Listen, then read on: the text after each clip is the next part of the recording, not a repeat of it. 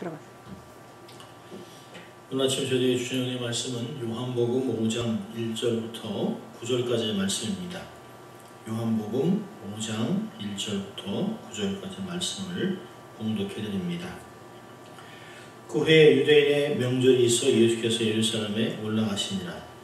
예루살렘에 있는 양문 곁에 히브리말로 베데스다라 하는 곳이 있는데 거기 행각 5이 있고 그 안에 많은 병자, 소경, 졸뚝발이, 혈기 마른 자들이 누워 물의 동함을 기다리니 이는 천사가 가끔 모서 내려와 물을 동하게 하는데 동한 후에 먼저 들어가는 자는 어떤 병에 걸렸든지 낫게 됩니다. 거기 38년 된 병자가 있더라. 예수께서 그 누운 것을 보시고 병이 벌써 오랜 줄 아시고 이르시되 내가 낫고자 하느냐? 병자가 대답하되 주여 물이 동할 때 나를 못에 넣어줄 사람이 없어 내가 가는 동안에 다른 사람이 먼저 내려가나이다. 예수께서 가라사대 일어나 내 자리를 들고 걸어가라 하시니 그 사람이 곧 나와서 자리를 들고 걸어가니라. 이날은 안식일이니. 아멘. 하나님의 말씀이었습니다. 오늘은 예수를 만난 사람들 8번째 말씀으로 오늘 본문에 있는 38년 된 병자, 이 사람이 어떻게 주님을 만나고 변화를 경험했는가를 통해 은혜를 나누고자 합니다. 그럼 사람이 병이 걸렸었는데 행복하게 산다는 것은 결코 쉽지 않죠. 할 수 있다면 그 병에서 해방받고 싶은 것이 모든 사람의 동일한 심정일 것입니다. 우리가 평상시에 건강할 때는 보이지도 않고 들리지도 않고 느끼지도 못한 것들이 내가 병이 들고 아프면 무엇이 어떻게 좋더라 라고 하는 이야기들이 너무 귀에 크게 잘 들리기 시작합니다. 길에 흔해 빠진 풀들이 어느 날부터 약초같이 보이기도 할 때가 있습니다. 누가 용하다더라, 누가 이게 명약이래, 누구한테 잠깐 못 고치는 병이 없대, 병이 다 낫는 약이 만병통치라네 하는 말들이 마치 귀에다가 확성기를 대고 이야기하는 것 같이 들립니다. 그럼 몇 해 전에 어느 한국의 기도원에서 소금물로 관장한다고 거기 찾아간 사람들이 결국에는 고통 속에 기도원 원장을 고발한 사건이 있었습니다.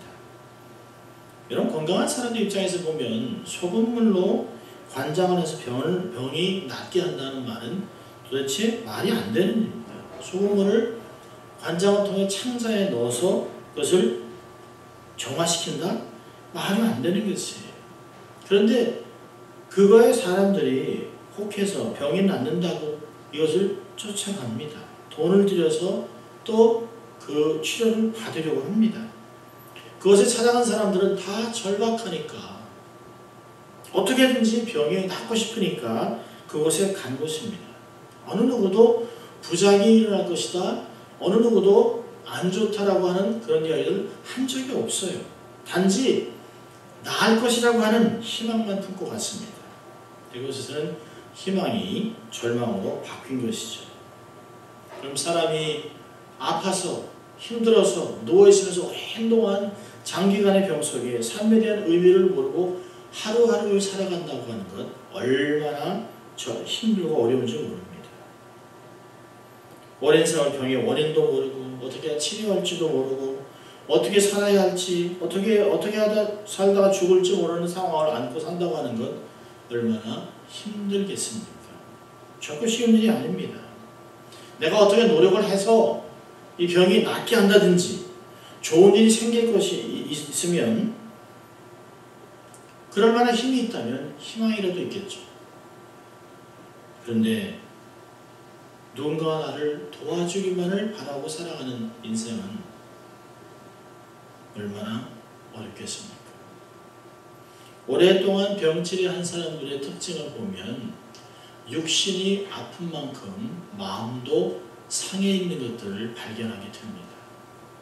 그 주위에서 사랑하고 불쌍한 마음에 지극정성으로 자기를 섬기고 있는 가족, 또 사랑하는 가까운 사람들에게 조금만 섭섭하면 쉽게 짜증을 내고 퉁퉁거리고 어렵게 하고 내가 차라리 죽겠다라고 하는 말로 사람들의 마음에 대못을 박는 것을 보게 됩니다. 얼마나 쉽게 부정적인 말을 쏟아내고 이 사회가 얼마나 불평등한지 원망하고 주위에 누가 잘 나가는 걸 보면 시기하고 원망하고 질투하고 이런 것들을 얼마나 많이 보게 되는지 몰라요. 여러분 육신과 마음이 연결되어 있기 때문에 육신이 아픈 사람들이 마음이 건강한 사람이 많이 없습니다. 여러분 오늘 나오는 베데스다 연못에 있는 환자들, 그 중에 특별히 38년 된 병자의 모습을 보게 됩니다. 여러분 이스라엘 사회는 어떤 사회일까요? 민주주의가 아닙니다. 이스라엘은 종교가 지배하는 사회입니다. 종교적으로 부정하다고 낙인 찍힌 사람들은 공동체에서 쫓겨났습니다. 죄인인 세리, 창녀, 병든 자, 율법을 어긴 자 등등 병자들이 다시 정상적인 시민이 되려면 병이 나야 하는데 그렇지 않으면 영원히 이들은 부정한 삶을 살아가게 됩니다. 여러분 건강한 몸이 되어야 바로 하나님의 은혜가 임했다, 하나님의 긍휼이 임했다라고 합니다. 하나님의 긍휼을 받지 못하는 사람들은 다 모두 하나님의 저주를 받은 인생이라고 낙인을 찍는 것이죠. 그래서 예수님 시대는 도시의 한 언저리에 자신의 질병이 치유되기만을 갈망하는 이들을 쉽게 볼 수 있었습니다. 우리 본문에 나오는 장소가 그렇습니다. 베데스다, 히브리어로 자비의 집, House of Mercy라고 불리는 연못입니다. 본문에 보니까 연못에는 정자가 행각이 있었습니다. 3절에 그 안에 많은 병자, 소경, 절뚝발이, 혈기 많은 사람들이 누워서 물이 동함을 기다린다 라고 기록되어 있습니다. 여러분 병자, 소경, 절뚝발이, 혈기 많은 자들이 누굽니까? 다 난치병으로 고생하는 사람들입니다.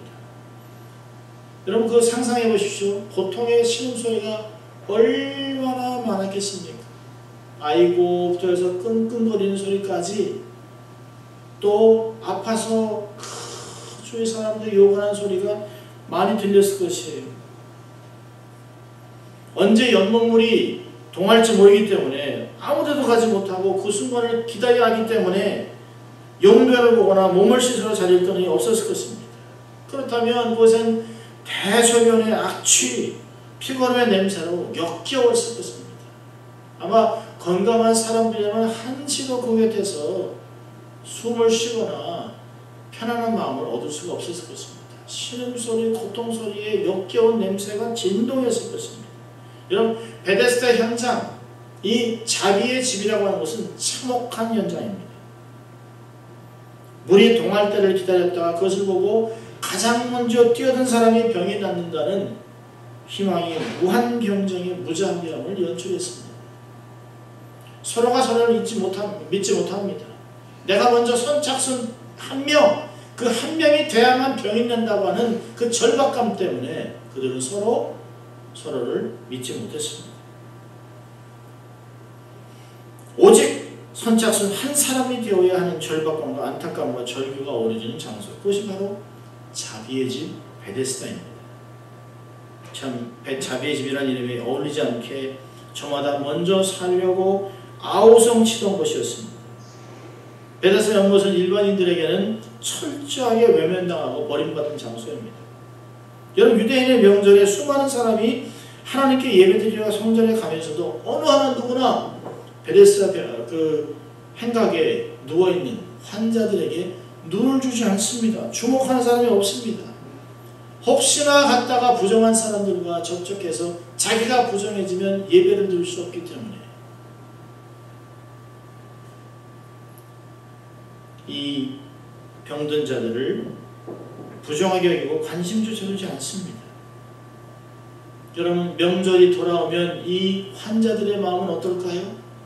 나도 저렇게 건강해서 성전에 가서 하나님께 제물을 드리고 예배를 드리고 하나님의 축복을 받고 싶다 하는 마음이 간절하지 않겠습니까? 지나가는 사람들을 보면서 축제를 위해서 가족들이 손을 잡고 걸어가는 그 모습들을 보면서 나는 왜 나는 왜 이렇게 삶을 살아야 되는가 절박한 가운데 처절하게 피눈물을 흘렸을 것입니다. 나도 다른 사람들처럼 축제 자리에 명절에 참여하고 싶다는 생각이 가득했을 것이에요. 그러나 건강한 사람들, 예배드리러 간 자들 어느 누구도 이들에게 마음과 눈을 주지 않았습니다. 철저하게 지나간 것을 볼 수 있어요. 여러분, 이 본문에 나오는 38년 된 병자는 누굴까요?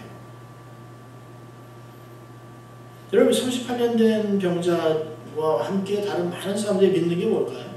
미신을 믿습니다. 솔로몬 행각에 나와 있는 수많은 환자들이 기다리는 게 뭘까요?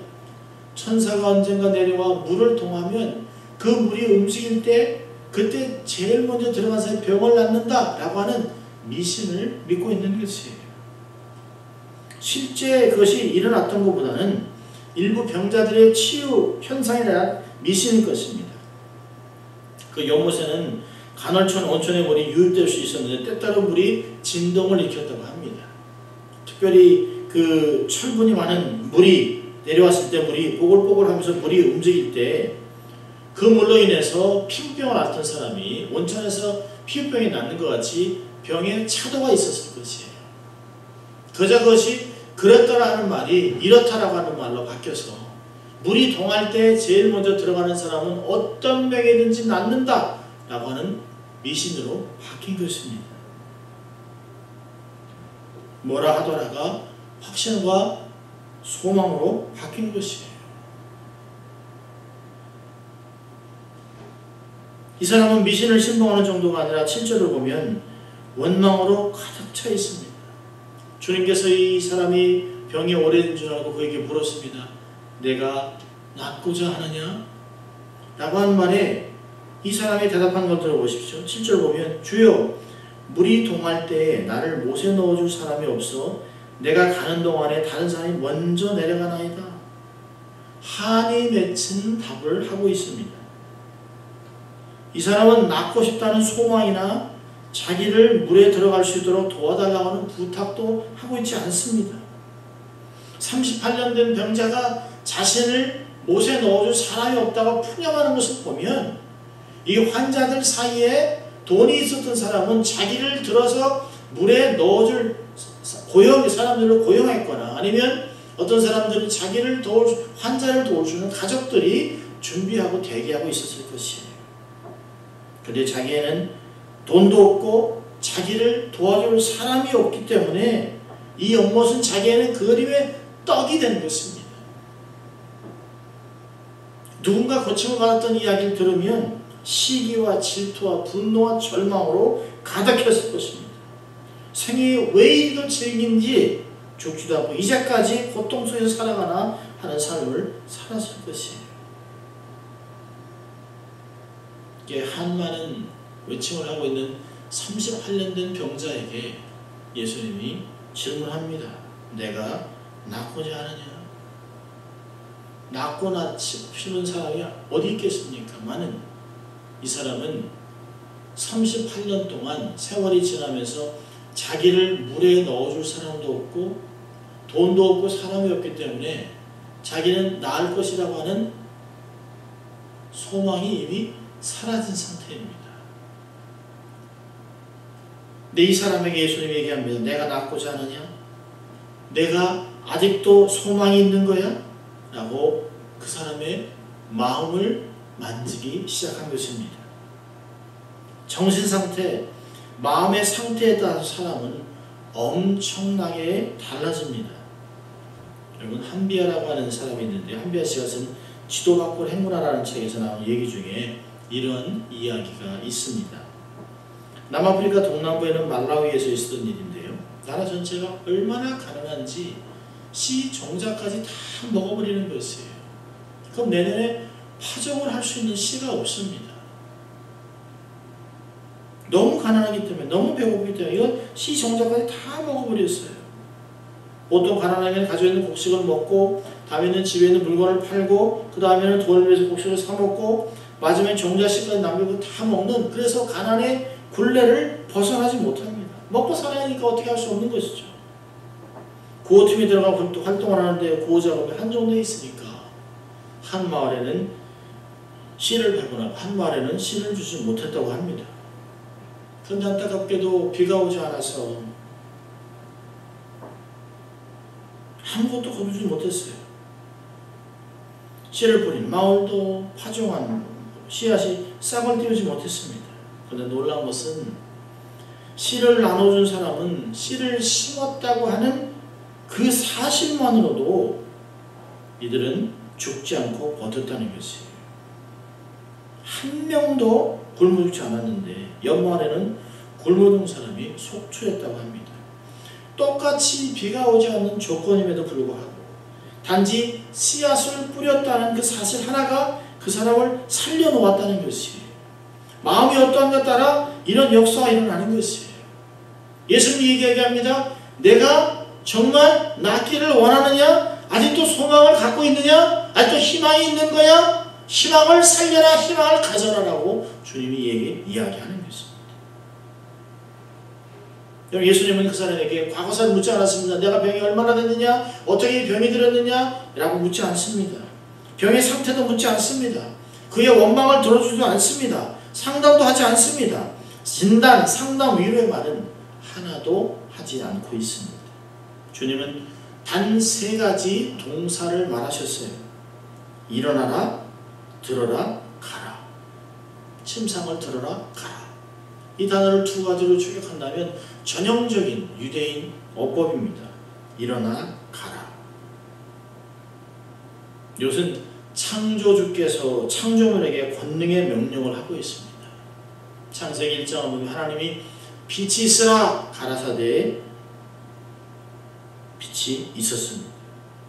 여러분, 요한은 예수님을 창조주로 묘사하고 있는 것입니다. 연못에 물을 흔들어 놓는 그런 천사보다 월등한 위대한 예수님을 창조주로 묘사하고 있습니다. 창조주 하나님이 세상을 너무너무 사랑하사 육신으로 고통당하고 있는 피조물을 찾아온 것이에요. 아무것도 요구할 자격이 없는, 아무 공로도 없는 죄인을 말씀으로 새롭게 회복하신 것입니다. 이 38년 된 병자는 자기를 고쳐달라 하지도 않았습니다. 자기를 불쌍히 봐달라 얘기도 하지 않았습니다. 그저 원망과 불평과 시기를 쏟아놓고 있었습니다. 세상에 대한 한많은 투정을 하고 있었습니다. 아마 자기의 인생에 대한 절망감을 표출하고 있었겠죠. 그런데 주님은 그에게 일어나 가라라고 하는 말을 합니다. 근데 놀라운 것은 지난 38년 동안 한 번도 움직이지 못한 몸, 근육들이 역사하면서 그가 침상을 들고 걸어갔다라고 하는 것입니다. 이 사람은 자기가 자기를 치유한 자가 누군지도 모릅니다. 그저 말씀의 능력으로 능력인도 경험하지 못하고 그저 자기 몸에 갑자기 임하는 그런 엄청난 능력으로 그가 일어나 걸어가면서도 자기의 삶을 믿지 못합니다.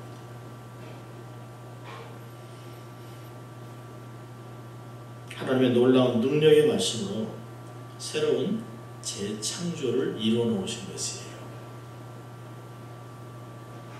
오늘 짧은 본문을 통해서 우리가 2가지 교훈을 우리 삶에 적용했으면 좋겠습니다. 여러분의 삶 속에 고통이 있어요. 어려움이 있습니다. 이럴 때 주의 때를 기다리는 것이에요.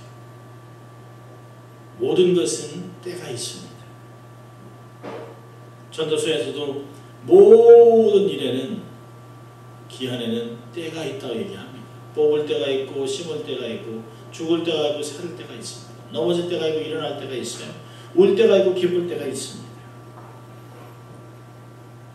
그 가운데 고통 속에서도 인내하라는 것입니다. 오랜 세월 기도하고 기다리는데도 해결이 되지 않은 일이 있을 수 있습니다. 낙심하거나 포기하지 마십시오. 누가 나를 도와줄까? 내 주위에 아무것도 없다고 하지 마십시오. 마음만 아픈 것이에요. 다 몰라도 기억하십시오. 주님은 다 알고 계신다는 것이에요. 아멘. 주의 시간을 기다리십시오. 38년 된 병자는 믿음도 없어요. 성경도 몰라요. 예수님도 모르고 소문도 못 들은 것 같습니다. 여러분 기억하십시오. 주님은 다 아시고 주님의 손에 생사화복이 있다는 것이에요. 생사화복은 하나님의 손에 뜻에 달려 있습니다. 주의 때에 주의 방법으로 문제가 해결됩니다. 기억하십시오. 하나님은 방법이 많습니다. 주의 때를 바라면서 인내하면서 살려면 삶에 몇 가지가 필요합니다. 첫째로 정말 인내하고 살려면 평소에 마음을 관리하십시오. 잠언서 4장 23절에 늘 말씀드린 것 같이 무릇 지킬 만한 것 중에 마음을 지키라. 이에서 생명의 근원이 남이니라. 얼마나 중요합니까? 마음을 지킴으로 모든 생각과 언어가 다 영향을 받는다는 것이에요. 잠언서 23장 10절에도 보면 대적 마음의 생각이 어떠하면 그 의인도 그러한지 그 사람의 마음에 따라 그 사람의 인격이 결정난다는 것이에요. 심령 속의 생각대로 인생이 결정됩니다. 심령 속의 생각이 인생을 변화시키고 만들어가는 것이에요. 원망, 불평, 좌절, 비판, 정죄, 부정적인 말을 하지 마십시오. 우리의 언어는 마음에 심겨놓은, 마음에 쌓여있는 것들이 입으로 나오는 것입니다. 둘째로 인내하기 위해서는 마음을 관리하고 둘째로 받은 은혜를 쏟지 마십시오. 여러분 은혜 받기가 얼마나 힘듭니까? 그렇게 애를 쓰고 수고해서 은혜를 받았는데 쏟는 것은 한순간입니다. 그래서 사도 바울은 고린도후서 6장 1절에 은혜를 헛되이 받지 말라고 이야기합니다. 여러분 내가 한 것이 아니에요. 잘한 것도 내가 한 것이 아닙니다.